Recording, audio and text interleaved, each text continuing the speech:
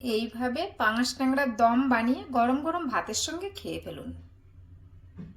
আজকে বানাবো পাঙাশ মাছ। এই পাঙাশ মাছের নাম শুনলে অনেকেই খেতে পছন্দ করে না, কিন্তু আজকে আমি যেভাবে বানাচ্ছি এইভাবে বানিয়ে খেলে যে খেতে পছন্দ করে না সেও কিন্তু খেতে চাইবে। পাঙাশ মাছ ভাজতে গেলে অনেক ফাটে, তাই একটু তেল মাখিয়ে আর হলুদ নুন মাখিয়ে নিচ্ছি। মাছ ভাজা হয়ে গেছে, এবার তুলে নিচ্ছি। মাছ ভাজার তেলে ভেজে রাখা আলুগুলো ভেজে নিচ্ছি। আলু ভাজা হয়ে গেছে, এবার তুলে নিচ্ছি। আলু ভাজার তেলে দিয়ে দিচ্ছি কালো জিরে, দিয়ে দিচ্ছি পেঁয়াজ কুচি।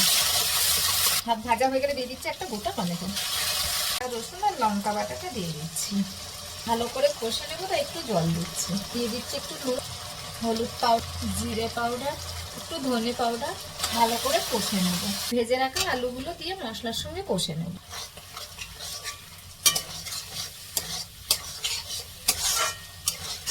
ভালো করে কষা হয়ে গেছে, এবার দিয়ে দিচ্ছি জল। জল তোমরা বুঝেই দেবে, যে যেরকম গ্রেভি খেতে পছন্দ করবে সেই অনুযায়ী তুমি জল অ্যাড করবে। ঢাকাটা চাপা দিয়ে একটু রান্না করে নেব। ঝোলটা ফুটে এসেছে, এই সময় আমি দিয়ে দিচ্ছি মাছগুলো। মাছগুলো দিয়ে রান্না করে নেব আরো 10 মিনিট। ঢাকা খুলে দেখছি আলুগুলো সেদ্ধ হয়ে গেছে। এই যে অনেকটাই আলু সেদ্ধ হয়ে গেছে আমার।